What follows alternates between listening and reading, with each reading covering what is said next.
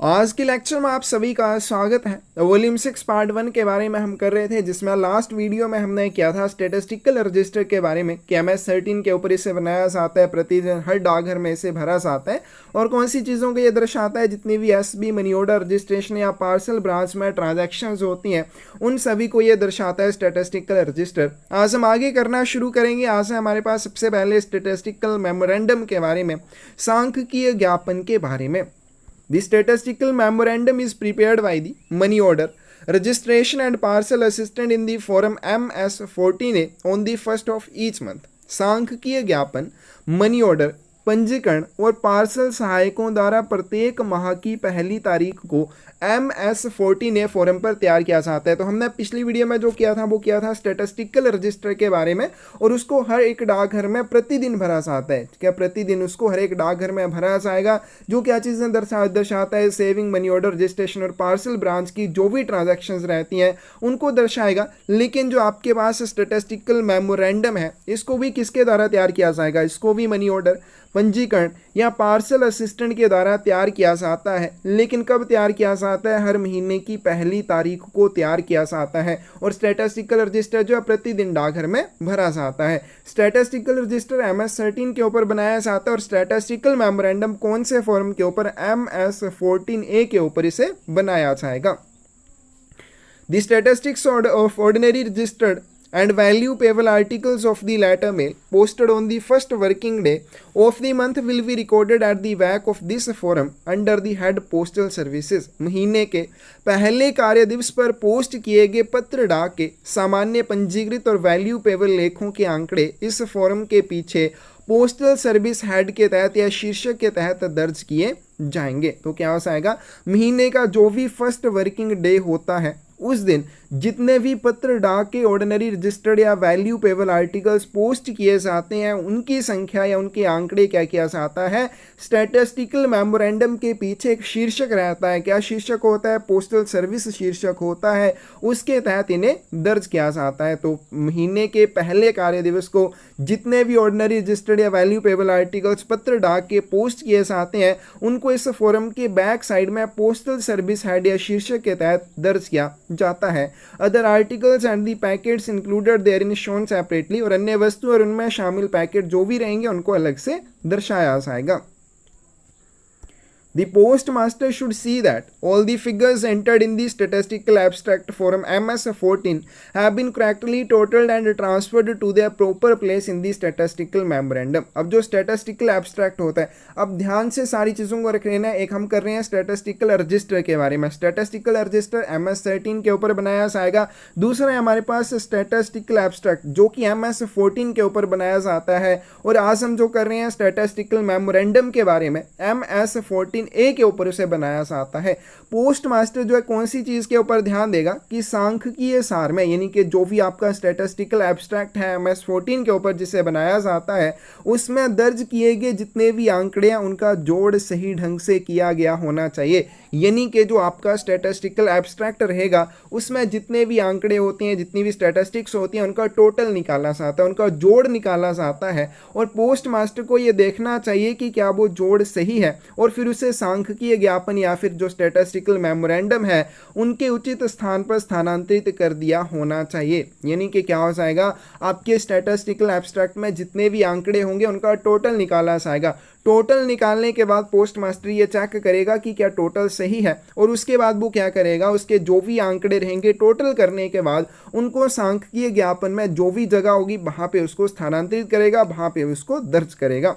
He should check correctness of at least 20 of the entries in the statistical abstract selected at random and initial entries so checked। Post master क्या करता है? Statistical abstract में, सांख्यिकीय सार में जो कि MS14 के ऊपर बनाया जाता है उसमें से कम 20 प्रविष्टियों की जांच करता है, 20 प्रविष्टियों की करेक्टनेस या शुद्धता की जांच करता है। और जिन भी एंट्रीज की वो जांच करेगा उनके ऊपर वो इनिशियल करता है, अपने हस्ताक्षर करता है। He should also see that the totals of the statistical memorandum are correct. अब जो भी statistical आपके abstract से आंकड़ों को निकाला जाएगा, यानी कि उसमें जो भी आंकड़े रहेंगे उसका जो भी टोटल होगा उसको statistical memorandum में ट्रांसफर किया जाएगा। ट्रांसफर करने के बाद जो पोस्ट मास्टर रहेगा वो चेक करेगा कि statistical memorandum के जो आंकड़े हैं उनका योग सही होना चाहिए, and it is punctually submitted on the 10th of the month to the head of circle after being countersigned by him. Post master के द्वारा उसको काउंटर साइन करने के बाद प्रत्येक महीने की 10 तारीख को किसे सौंपा जाना चाहिए, हेड ऑफ सर्कल को दिया जाना चाहिए। तो ये चीज़ कौन ध्यान में रखेगा, पोस्ट मास्टर इस चीज़ को ध्यान में रखेगा कि स्टैटिस्टिकल मेमोरेंडम में जो टोटल किया जाएगा लास्ट में वो सही होना चाहिए। दूसरी बात और क्या चीज़ का ध्यान रखेगा कि प्रत्येक महीने की 10 तारीख को समय पर इसे हेड ऑफ सर्कल को यानी कि CPMG को सबमिट किया जाना चाहिए, और सबमिट करने से पहले पोस्ट मास्टर के द्वारा स्टैटिस्टिकल मेमोरेंडम को काउंटर साइन किया जाएगा, प्रति हस्ताक्षरित किया जाएगा। नेक्स्ट है आपके पास receipts, acknowledgements and undelivered articles taken from the postman. डाकिया जब भी गश्त में आता है उसे आर्टिकल्स दिए जाते हैं, उन आर्टिकल के संबंध में जो भी रसीदें होती हैं वो दी जाती हैं, एक्नोलेजमेंट्स दी जाती हैं। लेकिन जब डाकिया वितरण का काम करने के बाद वापिस आता है तो उन लेखों के संबंध में जिनका वितरण कर दिया है उनके संबंध में जो भी रसीदें रहेंगी या जो भी पावतियाँ रहेंगी या फिर अनडिलीवर्ड आर्टिकल्स जिनका वितरण नहीं हो पाया है उन सभी लेखों को डाकिए से कौन वापिस लेता है।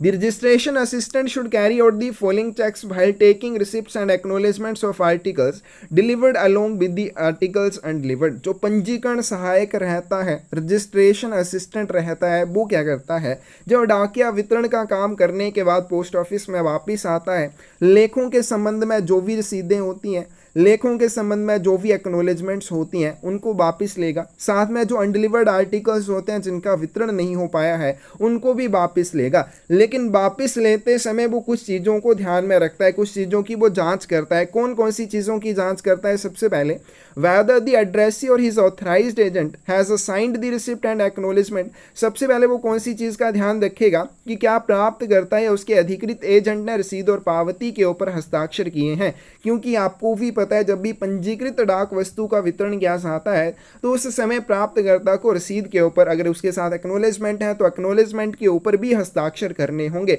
तो जब रजिस्ट्रेशन असिस्टेंट डाकिए से रसीदों और पावतियों को वापस लेगा तो वो क्या चेक करेगा, वो चेक करेगा कि एड्रेस या उसके अधिकृत एजेंट ने रसीद और एक्नोलेजमेंट के ऊपर हस्ताक्षर किए हुए हैं या नहीं किए हुए हैं। इन केस ऑफ डिलीवरी स्लिप, अगर आर्टिकल्स का वितरण डिलीवरी स्लिप के माध्यम से किया जाता है, द एड्रेसी और his authorised agent has signed in ink in the column provided. तो जैसा हम पहले भी कर चुके हैं कि अगर डिलीवरी स्लिप के माध्यम से वितरण किया जाना हो तो लेखों के लिए अलग से प्राप्तकर्ता की कोई रसीद तैयार नहीं की जाती है। प्राप्तकर्ता या उसके अधिकृत एजेंट के हस्ताक्षर कहाँ पे लिए जाएंगे, एक कॉलम प्रोवाइड करवाया जाता है डिलीवरी स्लिप में, उसी में उसके हस्ताक्षर लिए जाएंगे। तो जो रजिस्ट्रेशन असिस्टेंट है वो ये चेक करेगा कि अगर अलग से आर्टिकल्स के लिए रसीद तैयार नहीं की है तो उसके लिए डिलीवरी स्लिप में प्राप्तकर्ता या उसके अधिकृत एजेंट के हस्ताक्षर होने चाहिए, जहाँ पे भी कॉलम प्रोवाइड करवाया जाएगा।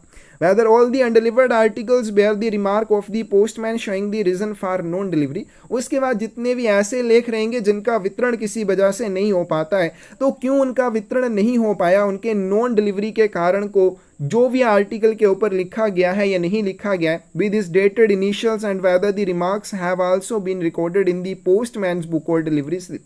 तो डाकिए से जब भी अनडिलीवर्ड आर्टिकल्स वापस लिए जाएंगे तो ये देखा जाएगा, क्या देखा जाएगा कि उसने उस आर्टिकल के ऊपर नॉन डिलीवरी का कारण लिखा हुआ है, रिमार्क उसके ऊपर दिया हुआ है या नहीं दिया हुआ है, साथ में डेट भी डाली हुई है और अपने इनिशियल यानी कि अपने अध्याक्षर भी किए होने चाहिए। तो डाकिया जब भी किसी अनडिलीवर्ड आर्टिकल को रजिस्ट्रेशन असिस्टेंट को वापस सौंपेगा तो उस आर्टिकल के ऊपर नॉन डिलीवरी का रीज़न भी होना चाहिए। पोस्टमैन के डेटेड इनिशियल्स भी होने चाहिए। इनिशियल्स का मतलब होता है छोटे हस्ताक्षर, तो पोस्टमैन के हस्ताक्षर भी होने चाहिए और साथ में तारीख भी डाली गई होनी चाहिए। और सेम यही नॉन डिलीवरी का जो रीज़न रहेगा उसको वो अपनी पोस्टमैन बुक या डिलीवरी स्लिप में भी दर्ज करेगा। ये सारी चीज़ें रजिस्ट्रेशन असिस्टेंट के द्वारा देखी जाएंगी।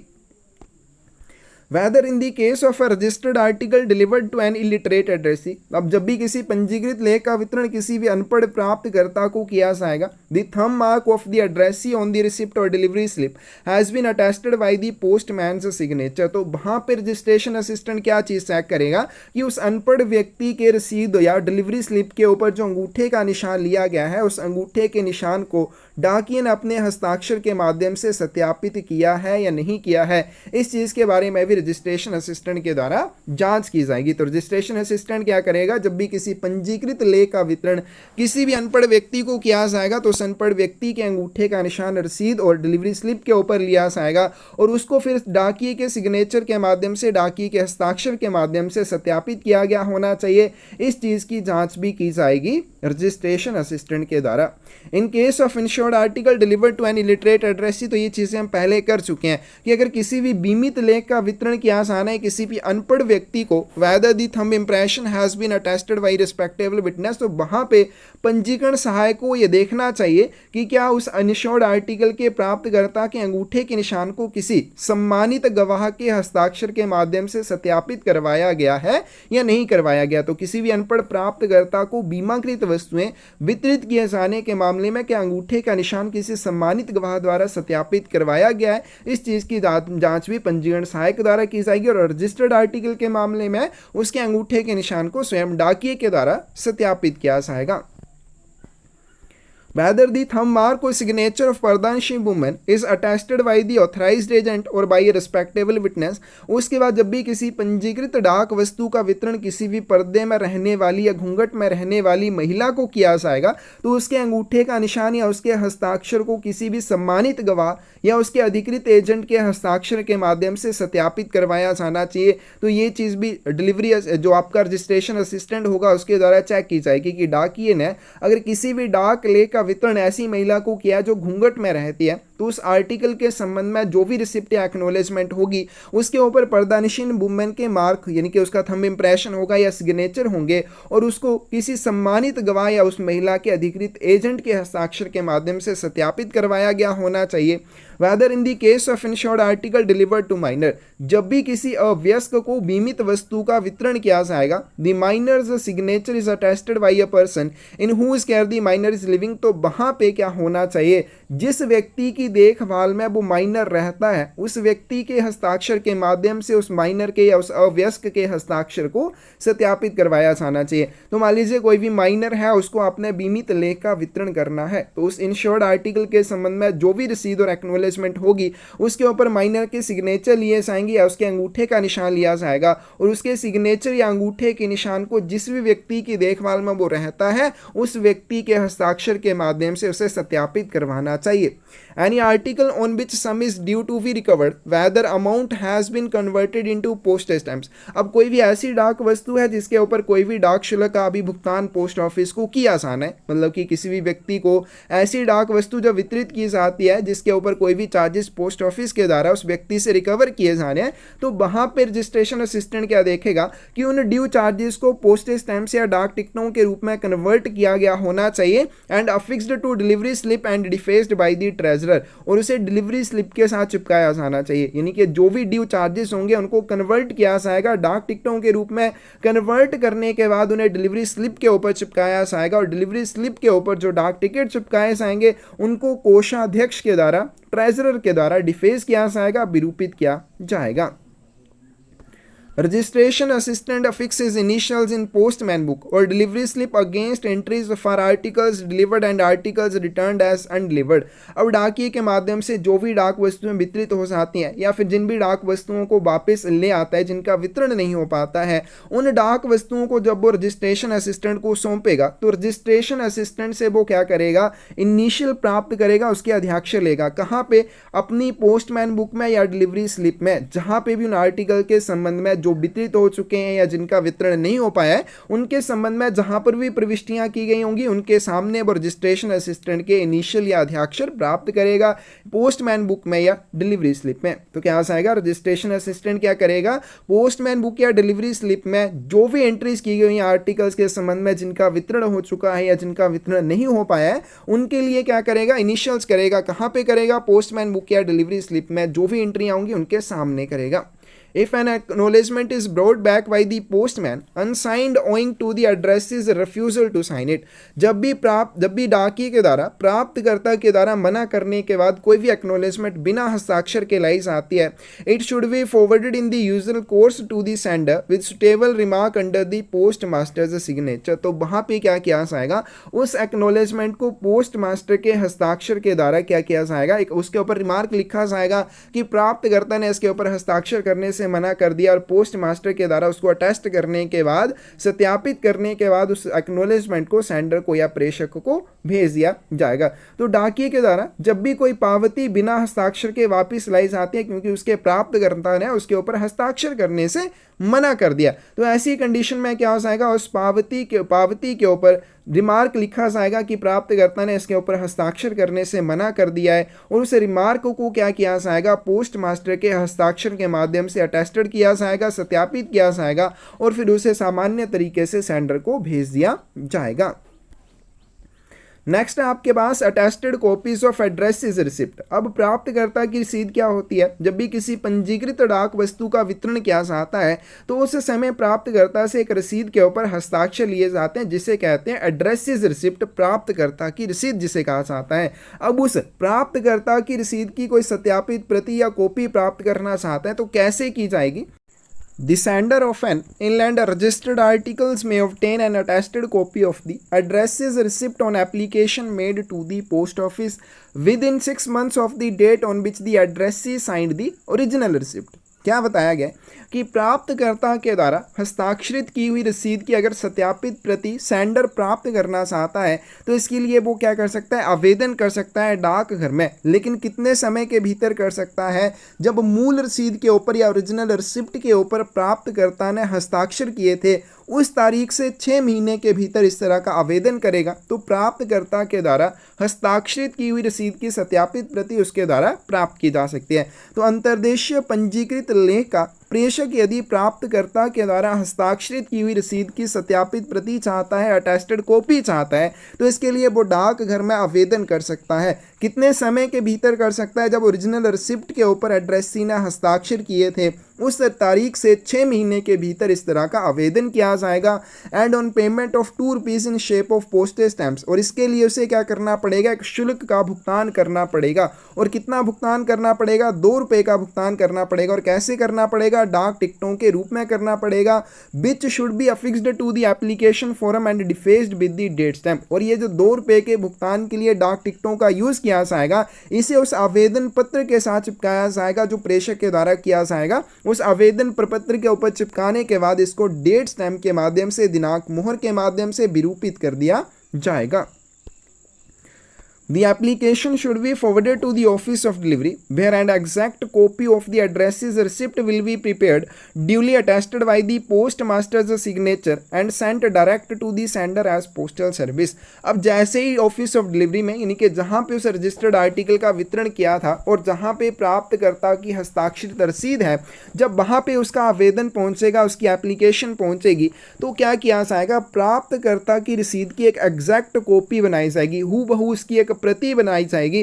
तैयार करने के बाद उसको पोस्ट मास्टर के हस्ताक्षर के माध्यम से सत्यापित किया जाएगा और डायरेक्टली उसे प्रेषक को भेज दिया जाएगा। और कैसे भेजा जाएगा, पोस्टल सर्विस के ऊपर भेजा जाएगा, यानी कि कोई भी चार्जेस इसके लिए नहीं लगेंगे। तो आवेदन को वितरण कार्यालय को भेजा जाएगा। वितरण कार्यालय में प्राप्तकर्ता की रसीद की हूबहू जो प्रतिलिपि होगी वो बनाई जाएगी और पोस्ट मास्टर के हस्ताक्षर द्वारा उसे विधिवत सत्यापित किया जाएगा। सत्यापित करने के बाद उसे डाक सेवा के तहत सीधे प्रेषक को भेज दिया जाएगा। The copy of the receipt will also be impressed with the date stamp on which it is made। और जिस भी तारीख को ये प्रति या कॉपी बनाई जाती है रसीद की, उस तारीख की दिनांक मोहर इसके ऊपर लगाई जाती है। The application bearing the prescribed fees should be filed with the addresses receipt already on record। और फिर ये जो सेंडर के द्वारा आवेदन पत्र भेजा गया होगा जिसके ऊपर निर्धारित शुल्क के भुगतान में 2 रुपये के डाक टिकट लगे होंगे जिनको डिफेस किया गया होगा, तो इस एप्लीकेशन को क्या किया जाएगा, प्राप्तकर्ता की जो ओरिजिनल रिसिप्ट होगी, जो डिलीवरी के कार्यालय में रखी गई होगी, वहाँ पर इस एप्लीकेशन को भी फाइल करके रख लिया जाएगा। तो यहाँ से आएगी प्राप्तकर्ता की रसीद की सत्यापित प्रति के बारे में। क्या हो जाएगा, मान लीजिए कोई भी सेंडर है, उसने कोई भी एक अंतर्देशीय पंजीकृत लेख भेजा था। अब अंतर्देशीय पंजीकृत लेख के वितरण के समय प्राप्तकर्ता से एक रसीद के ऊपर हस्ताक्षर लिए जाते हैं। अगर सेंडर चाहता है कि प्राप्तकर्ता के हस्ताक्षर की जो रसीद है उसकी मुझे एक सत्यापित प्रति चाहिए, अटेस्टेड एक कॉपी चाहिए, तो इसके लिए वो आवेदन कर सकता है पोस्ट ऑफिस में। और कितने समय के भीतर, जब प्राप्तकर्ता ने उस ओरिजिनल रिसिप्ट के ऊपर हस्ताक्षर किए थे तो उस तारीख से 6 महीने के भीतर इस तरह का आवेदन उसके द्वारा किया जा सकता है। आवेदन करने के लिए उसे जो भी निर्धारित प्रपत्र है उसके ऊपर आवेदन करना होगा। करने के बाद उसको डाक शुल्क का भुगतान करना होगा, जो कि निर्धारित फीस है 2 रुपये की। 2 रुपये जो डाक टिकटों के रूप में दिए जाएंगे और उन 2 रुपये के चार्जेस को उस एप्लीकेशन फॉर्म के ऊपर चिपकाया जाएगा। चिपकाने के बाद उसको डाक टिकट के उसको डाक जो तारीख मोहर होती है उसके माध्यम से उसको डिफेस कर दिया जाएगा, विरूपित कर दिया जाएगा। उसके बाद उस आवेदन को क्या किया जाएगा, डिलीवरी ऑफिस को भेजा जाएगा जहां पे प्राप्तकर्ता को उस आर्टिकल का वितरण किया गया था। जब वहां पर आवेदन पहुंचेगा तो एक रसीद तैयार की जाएगी, रसीद की प्रति तैयार की जाएगी और उसको अटेस्टेड किया जाएगा पोस्ट मास्टर के हस्ताक्षर के माध्यम से, और फिर उसके बाद उसको पोस्टल सर्विस के माध्यम से प्रेषक को भेज दिया जाएगा। अब ये जो रसीद के लिए या उसकी जो कॉपी है रसीद की, उसके लिए जो आवेदन भेजा गया होगा उस एप्लीकेशन फॉर्म को क्या किया जाएगा, प्राप्तकर्ता की ओरिजिनल रिसिप्ट के साथ वहीं पर फाइल करके या दर्ज करके रख लिया जाएगा। नेक्स्ट आपके पास रिडायरेक्शन ऑफ पार्सल के बारे में, पार्सल के पुनर्निर्देशन के बारे में। इनलैंड पार्सल की बात करें, अंतर्देशीय पार्सल का पुनर्निर्देशन किस तरह से किया जाता है। Written instructions of the addressee और authorised agent should be obtained and kept on record. तो जब भी किसी इनलैंड पार्सल के पुनर्निर्देशन की बात आएगी तो इसके लिए आपके पास प्राप्तकर्ता या उसके अधिकृत एजेंट के लिखित निर्देश होने चाहिए और उनको आपने रिकॉर्ड करके भी रखना होता है। Inland parcels can not be redirected out of India. अंतर्देशीय पार्सल को कभी भी भारत के बाहर के लिए पुनर्निर्देशित नहीं किया जाएगा। रिडायरेक्शन फीस में भी पेड इन एडवांस और at the time of delivery. Parcel के पुनर्निर्देशन के लिए जो शुल्क है उसका भुगतान आप एडवांस में भी कर सकते हैं, यानी कि उसके पुनर्निर्देशन से पहले भी कर सकते हैं और वितरण के समय भी किया जा सकता है। यानी कि पुनर्निर्देशन के बाद जब उसका वितरण किया जाएगा उस समय भी आप रिडायरेक्शन चार्जेस का भुगतान कर सकते हैं। When the redirection fees is paid in advance, तो जब भी पुनर्निर्देशन शुल्क का भुगतान अग्रिम में किया जाता है, it should be converted into postage stamps, तो इसे डाक टिकटों के रूप में कन्वर्ट कर दिया जाता है। यानी कि जो भी रिडायरेक्शन फीस होगी उसको क्या किया जाएगा, डाक टिकटों के रूप में कन्वर्ट कर दिया जाएगा। यानी कि 10 रुपये अगर उसके ऊपर रिडायरेक्शन फीस लगनी है तो 10 रुपये के डाक टिकट लिए जाएंगे और उनको क्या किया जाएगा, पार्सल के साथ चिपका दिया जाएगा। It should be shown to the post master, और फिर उसके ऊपर जो भी आप डाक टिकट चिपकाएंगे उसे पोस्ट मास्टर को भी दिखाया जाएगा। If the redirection fees is not paid in cash, लेकिन अगर आप जो भी रिडायरेक्शन फीस है उसको प्रीपेड नहीं करते हैं कैश में, the amount due on this account should be entered on the redirection level. तो इसके लिए जो भी चार्जेस, क्योंकि रिडायरेक्शन के लिए तो चार्जेस लगने हैं लेकिन आपने उनकी प्रीपेड नहीं किया है, उनका पूरा भुगतान नहीं किया है, तो इसके लिए क्या किया जाएगा, जो भी अमाउंट ड्यू बन जाएगा, यानी कि जो भी रिडायरेक्शन चार्जेस होंगे उसके संबंध में चार्जेस को रिडायरेक्शन लेवल के ऊपर, पुनर्निर्देशन लेवल जो पार्सल के ऊपर लगाया जाएगा उसके ऊपर उसे दर्ज किया जाएगा। और कैसे दर्ज किया जाएगा, in words under the initials of the post master. Post master के अध्याक्षर के तहत उसको वर्ड्स में या फिर शब्दों में दर्ज कर दिया जाएगा। नेक्स्ट है आपके पास special procedure for delivering registered articles to firm. Firm इत्यादि को पंजीकृत लेखों का वितरित करने के लिए विशेष प्रोसीजर या विशेष प्रक्रिया, कैसे किसी भी फर्म को पंजीकृत वस्तुओं का वितरण किया जाता है। अब कुछ फर्में ऐसी होती हैं जिनको एक दिन में 100-150 इस तरह से रजिस्टर्ड आर्टिकल्स प्राप्त होते हैं। अब एक एक लेख का अगर वो वितरण लेने लगेंगे तो उसमें बहुत ज़्यादा समय लगेगा। हर एक आर्टिकल के लिए रसीद के ऊपर हस्ताक्षर करने होंगे, अच्छे से उनकी प्राप्ति लेनी होगी, तो इसके लिए बहुत सारा समय चाहिए। तो उनके लिए एक विशेष प्रोसीजर होता है, स्पेशल प्रोसीजर रहता है। क्या प्रोसीजर रहता है, the following procedure should be followed in delivering ordinary registered articles to firms and others who receive a large number of such articles. तो कोई भी फर्म या कोई भी ऐसा व्यक्ति जिसे बड़ी संख्या में पंजीकृत डाक वस्तुएं प्राप्त होती हैं, तो उनका वितरण करने के लिए कौन सी विशेष प्रक्रिया का पालन किया जाता है। क्या किया जाता है, at each delivery the registered articles of letter and parcel mails should be examined and those for firms and other addressees for whom 3 or more articles of either class are found should be separated and entered in duplicate in the special form of list RP 57. वितरण के समय पत्र डाक के या parcel डाक के जितने भी पंजीकृत लेख होंगे उनकी जांच की जाएगी, उनकी एग्जामिनेशन की जाएगी और साथ में देखना चाहेगा कि कोई भी फर्म या ऐसा व्यक्ति है जिसके लिए 3 या 3 से ज़्यादा आर्टिकल्स हैं, चाहे वो किसी भी क्लास के हों, किसी वर्ग के हों, यानी कि वो पार्सल या फिर लेटर हो, किसी भी वर्ग के हों, लेकिन वो पंजीकृत होने चाहिए। अगर वो प्राप्त होते हैं तो उनको अलग कर लिया जाएगा। अलग करने के बाद उनको विशेष प्रपत्र सूची में दर्ज किया जाएगा, जिसे RP 57 के ऊपर बनाया जाता है। और इसे कैसे बनाया जाता है? डुप्लीकेट में इसकी 2 प्रतियां बनाई जाती हैं। तो प्रत्येक वितरण पर क्या किया जाएगा? पत्र या पार्सल डाक के जितने भी पंजीकृत लेख होते हैं उनकी जांच की जाती है और अगर किसी भी फर्म या अन्य प्राप्तकर्ता के लिए 3 या 3 से ज़्यादा रजिस्टर्ड आर्टिकल प्राप्त होते हैं उनको अलग कर लिया जाएगा। अलग करने के बाद उनको special form of list RP 57 में डुप्लीकेट में इनकी उसकी 2 प्रतियों में उसे तैयार किया जाएगा। In the case of firms and other who obtain window delivery, अब मान लीजिए कोई भी प्राप्त करता है या फर्म है वो विंडो डिलीवरी लेती है, पोस्ट ऑफिस की खिड़की पर आकर अपनी डाक वस्तुओं का वितरण लेती है। The article with the list should be handed over to the window delivery assistant. तो वहां पे लेख और साथ में जो स्पेशल फॉर्म ऑफ लिस्ट होगी वो क्या किसे दे दी जाएगी? विंडो डिलीवरी असिस्टेंट को दे दी जाएगी, जो कि फर्म या उस प्राप्तकर्ता को उन लेखों का वितरण करेगा। Who should sign in the duplicate copy of the list, और जो भी विंडो डिलीवरी असिस्टेंट होगा उसने क्या किया? उसने उन आर्टिकल्स को प्राप्त कर लिया और साथ में उसकी जो ऊपर वाली कॉपी है या ओरिजिनल रिसिप्ट है उसको भी प्राप्त कर लिया। इसके लिए उसे क्या करना पड़ेगा? जो डुप्लीकेट, क्योंकि आपकी ये जो स्पेशल फॉर्म ऑफ लिस्ट रहेगी इसको डुप्लीकेट में बनाया जाएगा, तो उसने इसकी ओरिजिनल कॉपी प्राप्त कर ली है तो इसके लिए उसे डुप्लीकेट कॉपी में भी हस्ताक्षर करने होंगे। And also the registered and parcel abstract, और उसे पंजीकृत और पार्सल सार में भी उन आर्टिकल्स के लिए हस्ताक्षर करने होंगे। तो जहां पर वितरण जो है वो पोस्ट ऑफिस विंडो पर किया जाता है वहां पर लिस्ट और आर्टिकल क्या किए जाएंगे? विंडो डिलीवरी असिस्टेंट को हैंडओवर किए जाएंगे और विंडो डिलीवरी असिस्टेंट को क्या करना पड़ेगा? डुप्लीकेट कॉपी के ऊपर हस्ताक्षर करने होंगे और साथ में जो भी रजिस्टर्ड या पार्सल एब्स्ट्रैक्ट होंगे जिनमें उन आर्टिकल्स को दर्ज किया जाएगा उसके ऊपर भी हस्ताक्षर उसके लिए जाएंगे।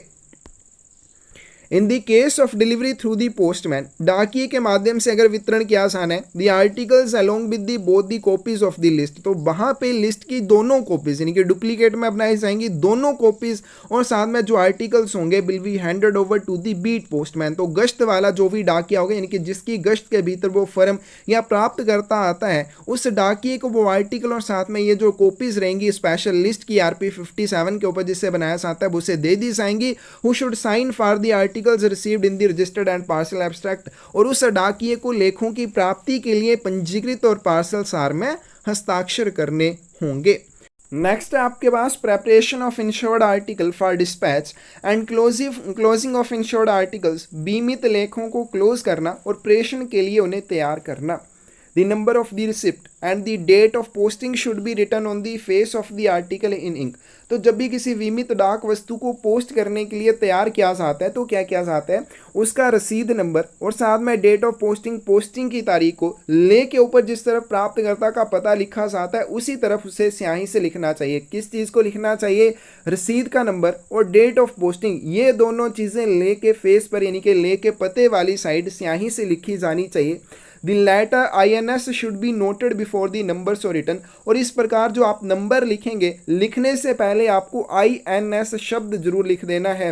The corresponding number slip should be pasted to the article, और जो भी संबंधित नंबर स्लिप होगी उसे भी ले के ऊपर चिपकाया जाएगा। और कहाँ पे चिपकाया जाएगा? On the top left hand corner after noting the letter INS before the printed number.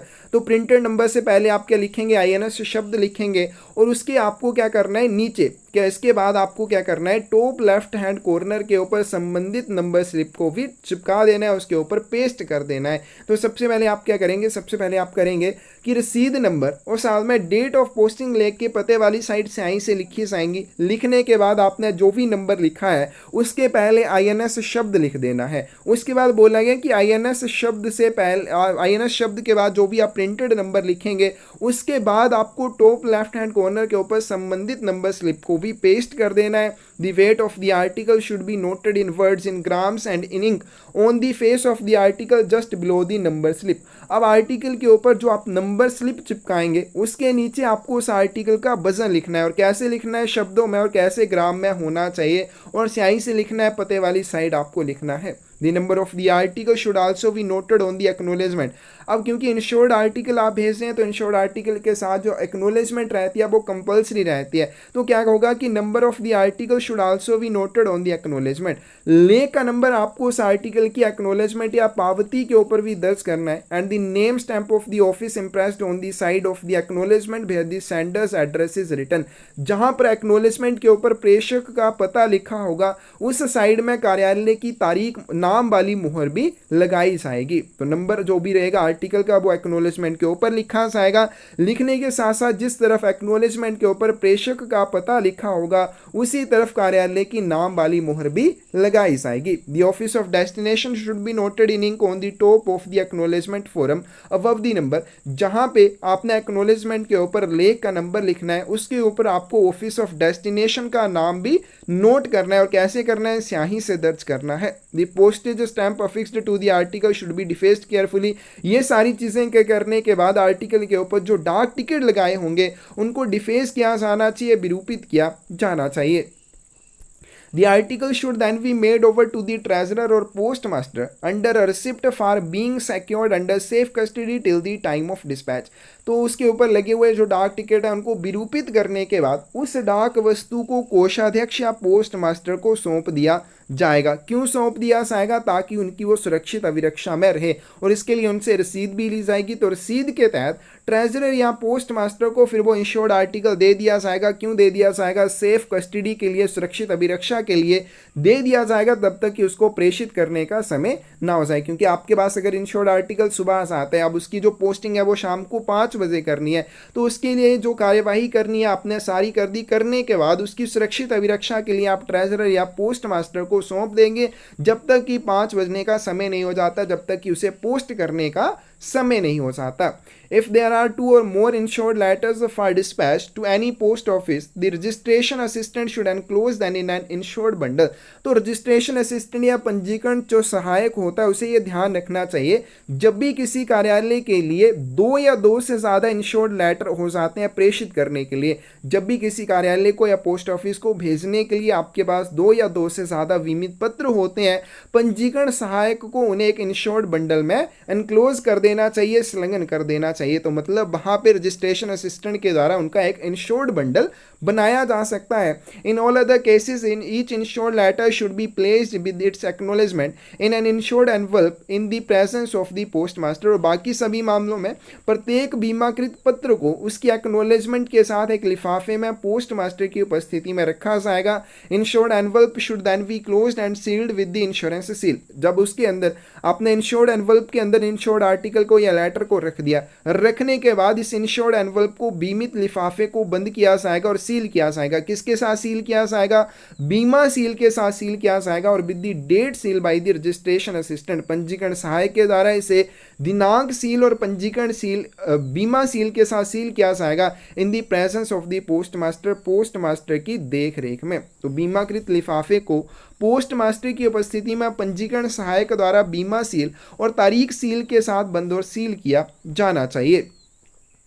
The postmaster should see that the weight of the insured bundle or envelope has been correctly entered on it in ink। Post master को यह भी देखना चाहिए कि बीमाकृत bundle पर लिफाफे का वजन उस पर स्याही से सही ढंग से दर्ज किया गया है या नहीं किया गया। तो पोस्ट मास्टर यह भी देखेगा कि जो इंश्योर्ड एनवलप है या इंश्योर्ड बंडल है उसके ऊपर सही ढंग से उनका वजन दर्ज किया गया है या नहीं किया गया है। द इंश्योर्ड बंडल और envelope should then be placed in the appropriate registered bag. उसके बाद आपने अगर इंश्योर्ड बंडल बनाया तो बीमित बंडल को, अगर आपने इंश्योर्ड एनवलप बनाया तो उसे क्या किया जाएगा? जो भी पंजीकृत थैला होगा जिसमें डाल के उन्हें आगे भेजा जाना है उसमें उन्हें रखा जाएगा ध्यानपूर्वक, विच should be closed in the presence of the post master. और फिर इस पंजीकृत थैले को पोस्ट मास्टर की देख रेख में बंद किया जाएगा और सील किया जाएगा विद इज इंश्योरेंस सील। और इस थैले को या इस रजिस्टर्ड बैग को कैसे सील किया जाएगा? बीमा सील के साथ सील किया जाएगा पोस्ट मास्टर की प्रेजेंस में।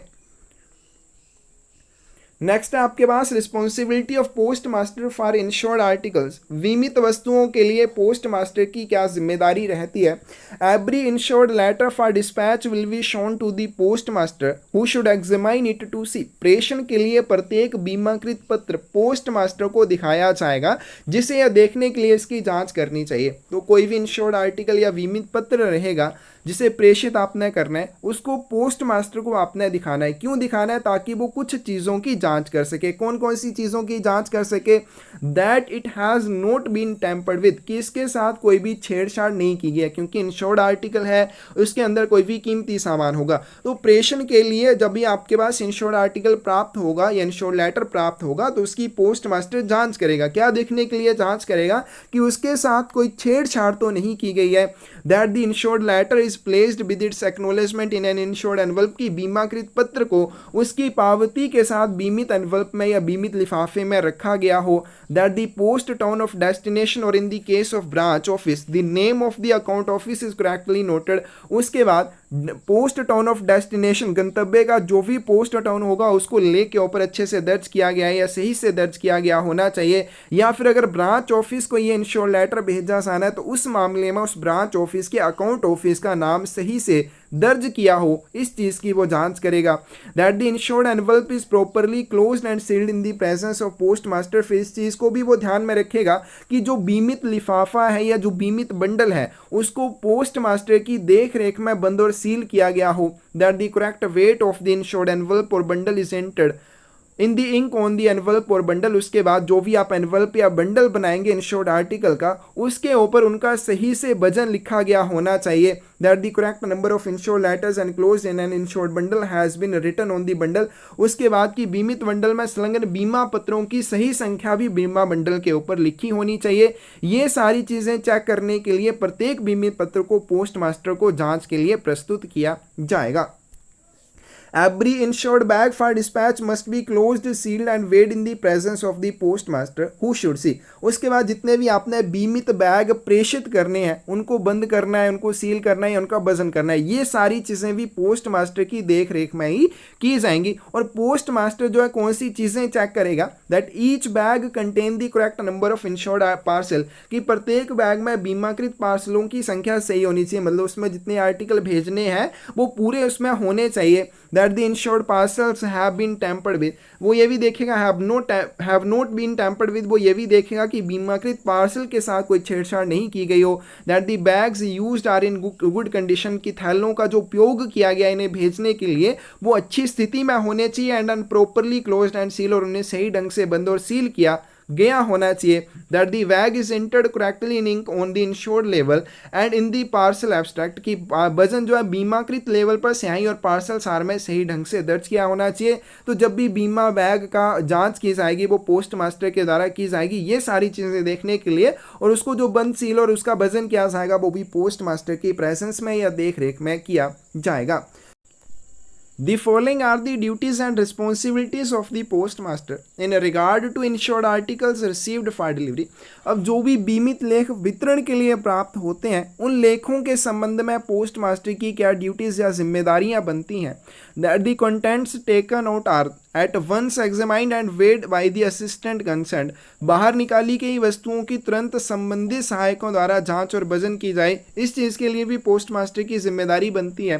That the number of insured articles taken out from any insured bundle or bag is correct, कि किसी भी बीमित बंडल या बैग से निकाली गई बीमाकृत वस्तुओं की संख्या सही होनी चाहिए। जैसे कि हमने ऊपर भी किया कि जब भी कोई इंश्योर्ड बंडल बनाया जाता है तो उसके बाहर लिखा जाता है कि इसमें कितने इंश्योर्ड आर्टिकल भेजे जा रहे हैं। तो जब भी उसको खोला जाएगा तो उसमें देखा जाएगा कि क्या वो सही है या गलत है। इस चीज़ के लिए भी पोस्ट मास्टर की जिम्मेदारी बनती है। Treatment of articles presented for dispatch as valuable, मूल्यदेय लेखों के रूप में प्रेषण के लिए प्रस्तुत किए गए लेखों के साथ किस तरह से ट्रीट किया जाएगा। यानी कि ऐसी कोई भी डाक वस्तु जिसे आप वैल्यूएबल के रूप में भेजना चाहते हैं, क्या उसका ट्रीटमेंट किया जाएगा। A value payable letter presented at the counter PA should examine it to see। जब भी कोई लेख प्रस्तुत किया जाता है काउंटर पर जिसे आप वीपी या वैल्यू पेबल लेटर के रूप में भेजना चाहते हैं, तो उसके लिए काउंटर पीए कौन कौन सी चीजें चेक करता है। That it fulfil the condition laid down in the post office guide part 1 close number 192। तो पीओ गाइड पार्ट 1 के क्लोज नंबर 192 में जो भी कंडीशंस बताई गई हैं उन कंडीशंस को ये फुलफिल करता है या नहीं करता है, सबसे पहले काउंटर पीए इस चीज के ऊपर ध्यान देगा। That all the entries required to be made by the sender on the article and on the VPMO form are complete and they agree with each other. उसके बाद प्रेषक के द्वारा लेख या वीपीएमओ के ऊपर जो भी प्रविष्टियों की आवश्यकता है वो कंप्लीट होनी चाहिए और साथ में वो एक दूसरे से एग्री भी होनी चाहिए कि वैल्यू पेबल आर्टिकल के ऊपर और वैल्यू पेबल मनी ऑर्डर के ऊपर जो एंट्रीज की जाएंगी वो एक दूसरे से मिलनी चाहिए। वो सेंडर का नाम, वो एड्रेसी का नाम या जो भी राशि रिमिट की जानी है प्रेषक को वो भी सेम होनी चाहिए, वो एग्री करनी चाहिए। That the entries of the amount of remittance to the sender made in figures and words and the full name and the address of the sender are clear and legible। प्रेषक को प्रेषित की जाने वाली राशि की प्रविष्टियां अंकों और शब्दों में की गई हैं और प्रेषक का पूरा नाम और पता स्पष्ट और स्पाठ्य होना चाहिए, पढ़ने योग्य होना चाहिए। इस चीज़ की जांच भी काउंटर पीए के द्वारा की जाएगी। The postage stamps in full prepayment of the postage and registration fees have been affixed on the article। उसके बाद डाक शुल्क या उसके पंजीकरण शुल्क के लिए जो भी भुगतान बनेगा या जो भी शुल्क बनेगा उसके पूरा भुगतान के संबंध में उस आर्टिकल के ऊपर डाक टिकट लगे होने चाहिए। For this purpose the article should be weighed. और उसके ऊपर डाक शुल्क लगाने के उद्देश्य से आर्टिकल का वजन भी किया जाता है।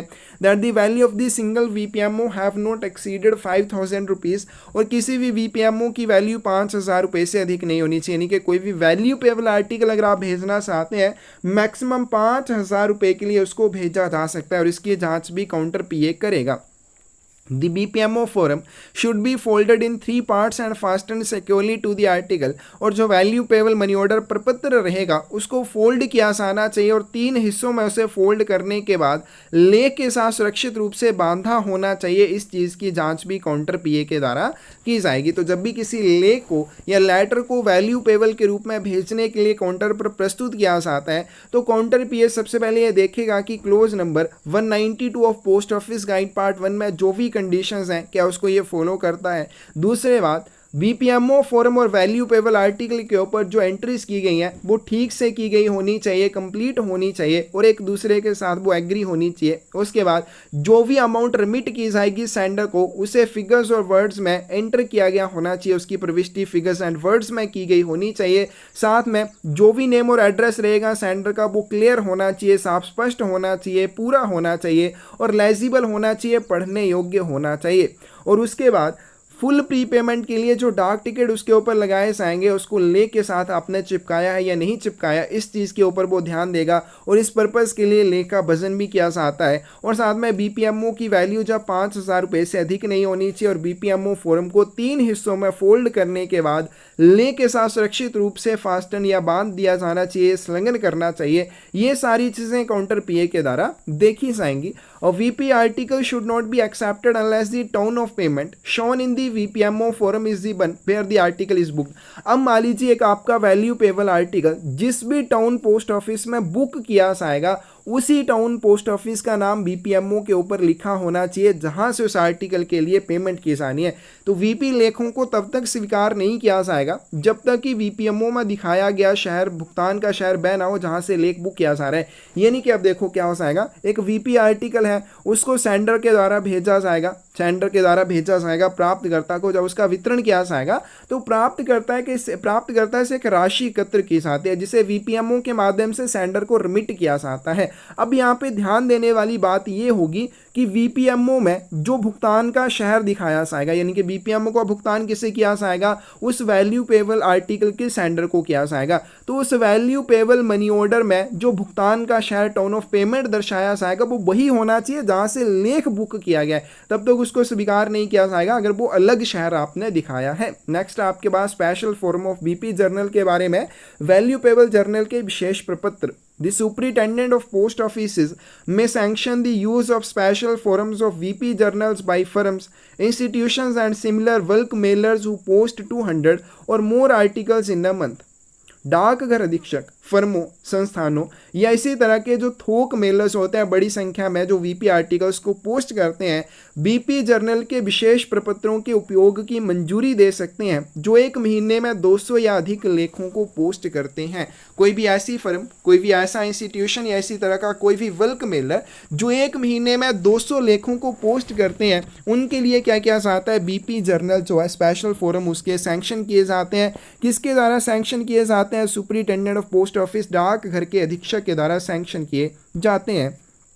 The sender will be supplied with prescribed forms of special VP journals, each with a different prefix of alphabet and corresponding number slip. प्रेषक को विशेष वीपी जर्नल के निर्धारित प्रपत्र दिए जाते हैं और उन प्रपत्रों में प्रत्येक वर्णमाला के एक अलग उपसर्ग और संबंधित संख्या पर्चियां होती हैं। यानी कि ये जो बीपी जर्नल के उसको फोरम दिए जाते हैं, स्पेशल फोरम दिए जाते हैं, इनमें क्या रहता है कि डिफरेंट अल्फ़ाबेट रहता है और साथ में अलग से कोरस्पॉन्डिंग उससे संबंधित नंबर स्लिप भी रहती हैं। The use of special forum of BP journal is not permitted to occasional bulk mailers. इनके बड़ी संख्या में कभी कभार जो पोस्टिंग करते हैं उनके लिए ये जो special forum of BP journal वाली सुविधा ये उपलब्ध नहीं होगी and can not be used for booking of insured VP article. और इसका आप उपयोग इंश्योर्ड या बीमित वैल्यू पेबल लेखों को बुक करने के लिए भी नहीं करेंगे।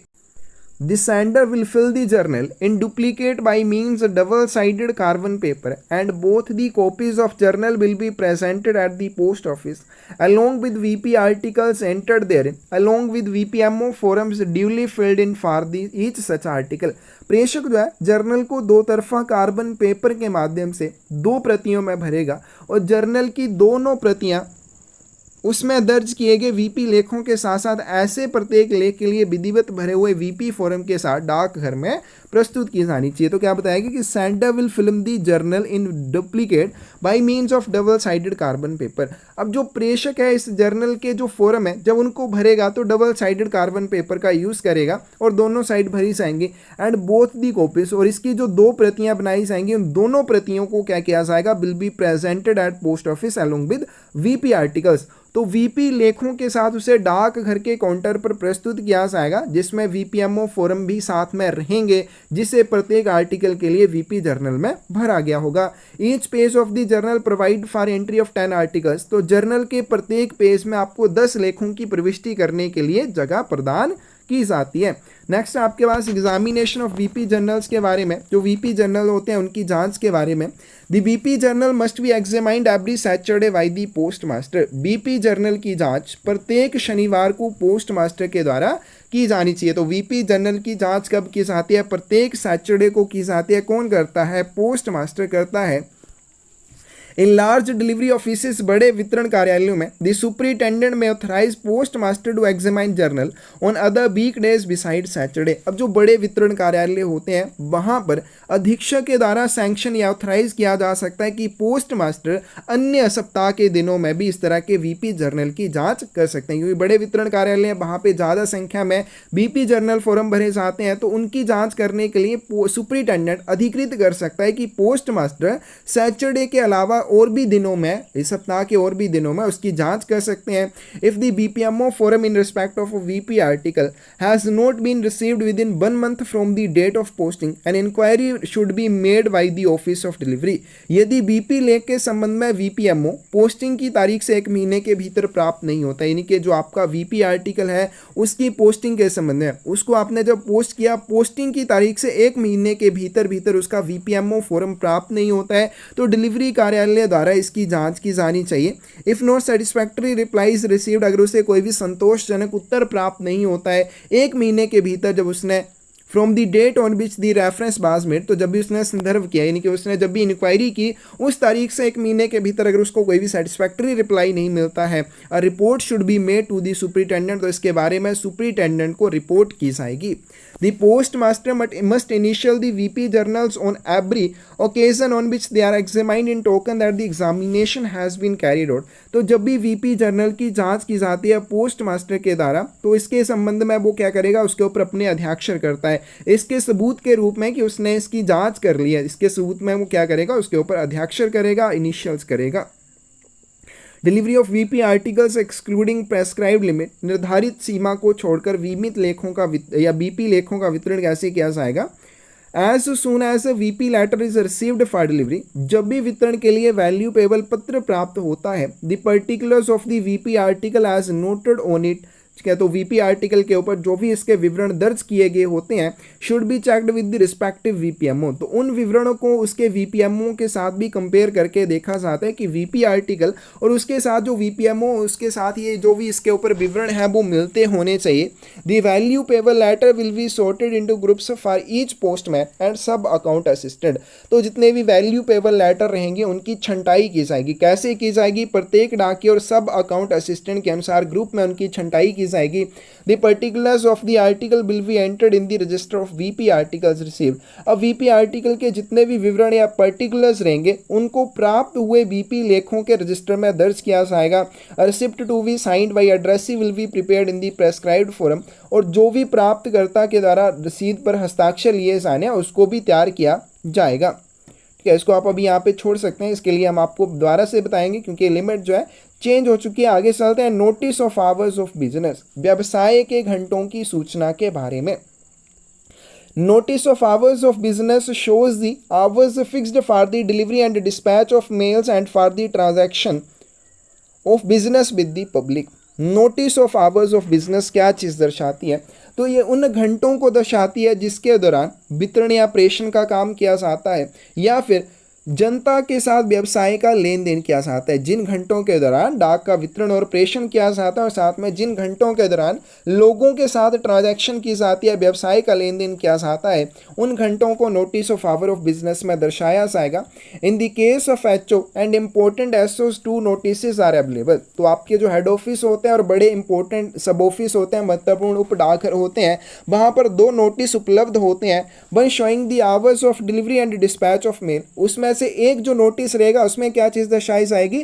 Hours of delivery and dispatch of male, डाक के वितरण और प्रेषण के घंटे दर्शाए जाएंगे। And the other hours for the transaction of the business with the public will be supplied by the superintendent, और दूसरे में क्या दर्शाया जाएगा? जिस दौरान जनता के साथ व्यवसाय का लेन देन किया जाएगा और ये सुपरिटेंडेंट के द्वारा उसने सप्लाई की जाती है। तो महत्वपूर्ण जो आपके सब ऑफिस होंगे और हेड ऑफिस होते हैं वहां पर इस तरह के 2 नोटिस उपलब्ध रहते हैं। एक में क्या दर्शाया जाता है? Hours of delivery and dispatch of male, डाक के वितरण और प्रेषण के घंटे दर्शाए जाते हैं, और दूसरे में क्या दर्शाया जाता है? जनता के साथ व्यवसाय का लेन देन कब किया जाएगा, उन घंटों को दर्शाया जाएगा जो कि सुपरिटेंडेंट के द्वारा ये प्रदान किए जाते हैं। In the case of less important SOs, अब कुछ ऐसे सब ऑफिस जो बहुत महत्वपूर्ण नहीं है, मतलब छोटे सब ऑफिस हैं, a consolidated single notice in the prescribed form will be supplied, तो उन्हें क्या किया जाता है? समेकित, मतलब इकट्ठी, उसमें hours of delivery and dispatch of male भी रहेंगे और जिस समय जनता के साथ व्यवसाय का लेन देन किया जाएगा वो समय भी उसमें रहेगा, तो उसको समेकित करके केवल एक ही नोटिस उन्हें प्रदान किया जाता है। The inspector concerned will supply the notice of hours of business for BOs, और संबंधित निरीक्षक बीओस को कामकाज के घंटों का नोटिस प्रदान करता है। यानी कि बीओस को जो notice of hours of business दिए जाएंगे वो किसके द्वारा दिए जाएंगे? इंस्पेक्टर पोस्ट के द्वारा, डाक निरीक्षक के द्वारा दिए जाएंगे। No alteration in the hours of business permissible without the prior approval of the superintendent, अधीक्षक की पूर्वानुमति के बिना कामकाज के घंटों में कोई भी बदलाव नहीं किया जाना चाहिए। नेक्स्ट है आपके पास अटेंडेंस रजिस्टर के बारे में, उपस्थिति रजिस्टर के बारे में। An attendance register in the form S37 will be maintained in every post office having more than 1 assistant. ऐसे प्रत्येक डाकघर में जहाँ पर एक से ज़्यादा सहायक होते हैं वहाँ पर उपस्थिति रजिस्टर का रखरखाव प्रपत्र S37 में किया जाता है। In large offices a separate attendance register may be maintained for each branch and for postman and group D staff, और जो आपके बड़े कार्यालय रहेंगे वहाँ पर अलग अलग अटेंडेंस रजिस्टर का रखरखाव किया जाता है। डाकियों के लिए, क्या प्रत्येक ब्रांच के लिए, डाकियों के लिए और ग्रुप डी स्टाफ के लिए, इन सभी के लिए अलग अलग अटेंडेंस रजिस्टर का रखरखाव किया जाएगा।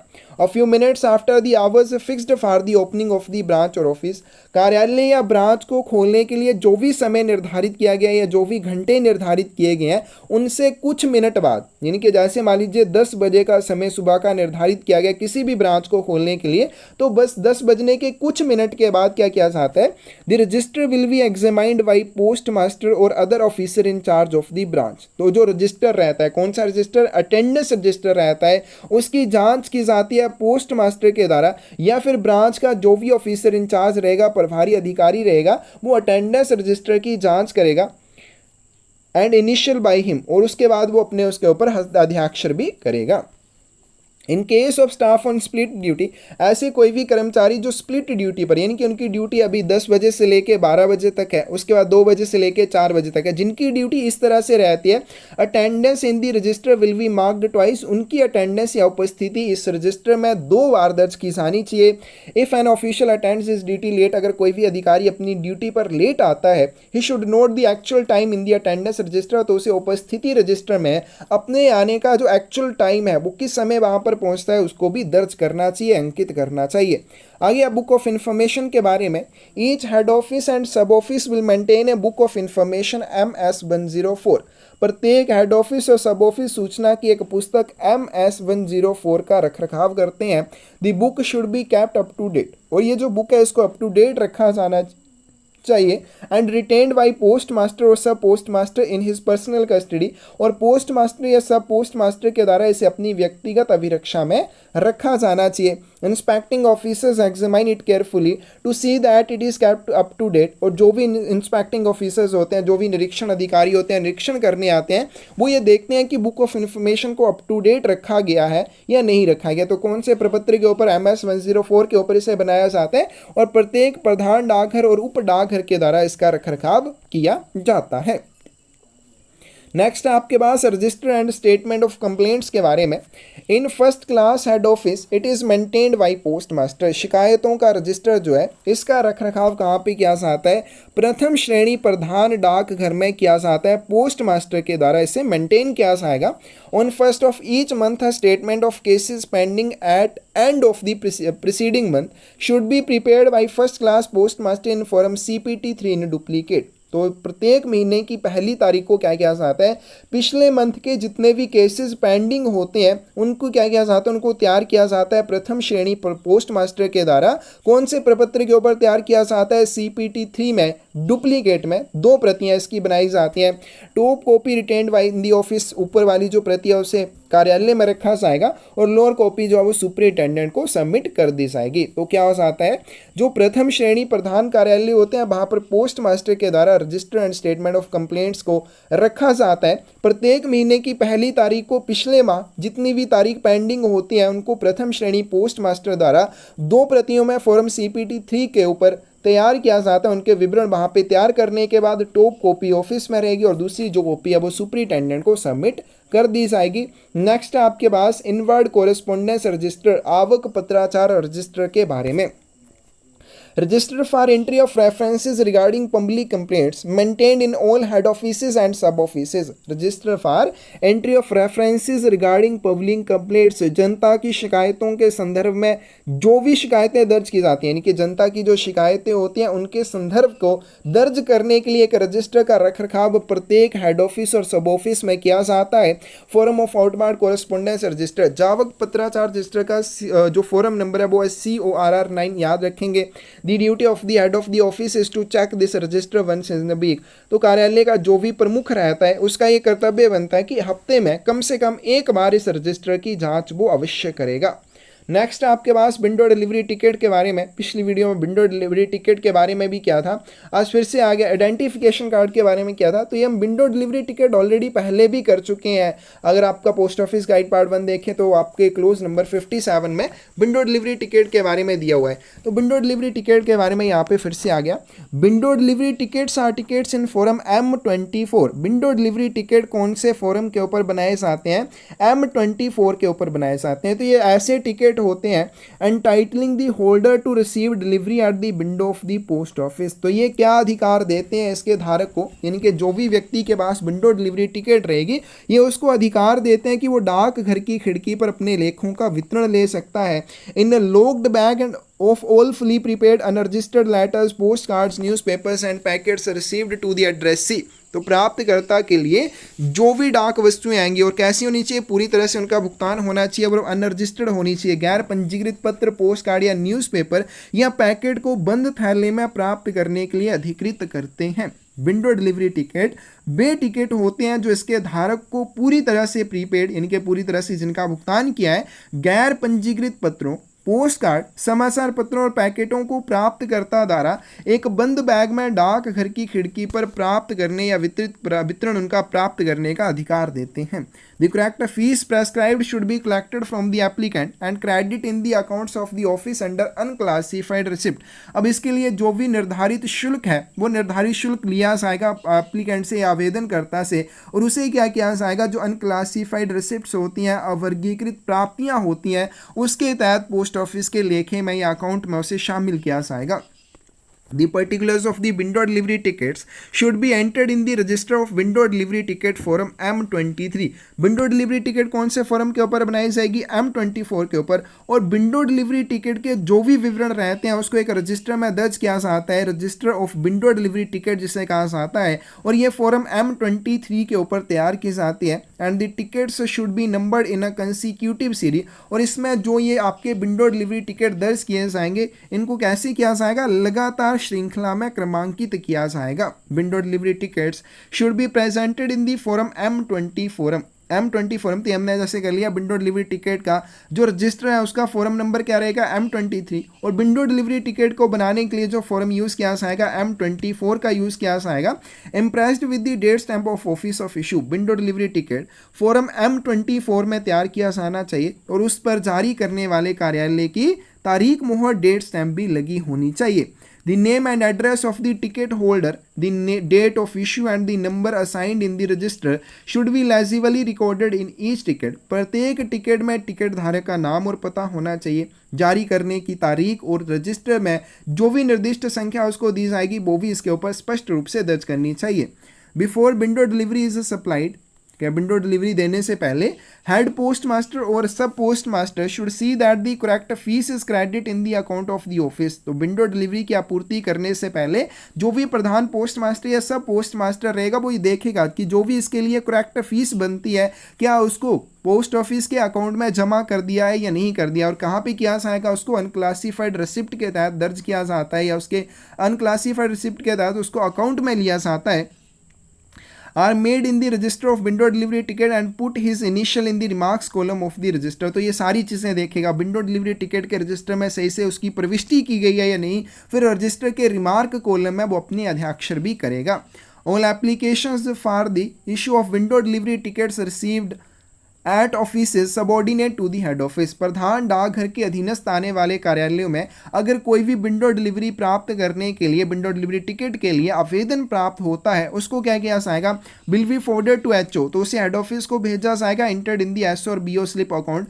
तो एसओ या बीओ डेली अकाउंट में दर्ज करके उसे हेड ऑफिस को भेज दिया जाएगा। तो हेड ऑफिस के अधीनस्थ कार्यालय में अगर विंडो डिलीवरी टिकट जारी करने के संबंध में कोई भी एप्लीकेशन मिलती है तो उसे एसओ या बीओ डेली अकाउंट में दर्ज करके हेड ऑफिस को भेज दिया जाना चाहिए।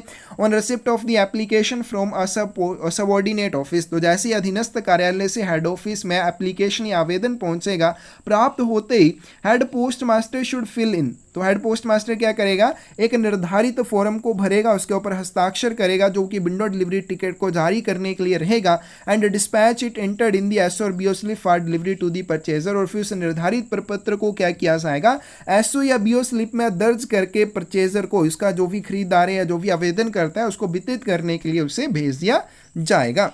नेक्स्ट आपके पास डिलीवरी ऑफ अनपेड आर्टिकल्स, अवैतनिक वस्तुओं का वितरण किस तरह से किया जाएगा।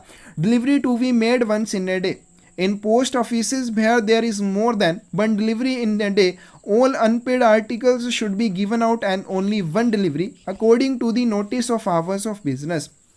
तो ऐसे कार्यालय जहाँ पर एक दिन में एक से ज़्यादा बार वितरण का काम किया जाता है, वहाँ पर जितने भी आपके पास अनपेड आर्टिकल्स रहेंगे, अवैतनिक लेख रहेंगे, उनको वितरण के लिए केवल एक ही बार बाहर भेजा जाएगा। चाहे वहाँ पे 2 या 3 वितरण होते हो, वहाँ पर उनको एक ही बार वितरण के लिए बाहर भेजा जाएगा। और कैसे भेजा जाएगा, notice of hour of business के अकॉर्डिंग, यानी कि notice of hour of business में जो भी समय या जो भी डिलीवरी निर्धारित की जाएगी कि इस डिलीवरी के दौरान आप अनपेड आर्टिकल्स को वितरण के लिए भेजेंगे, उसी के अनुसार भेजा जाना चाहिए, आप अपनी मर्जी से नहीं भेजेंगे।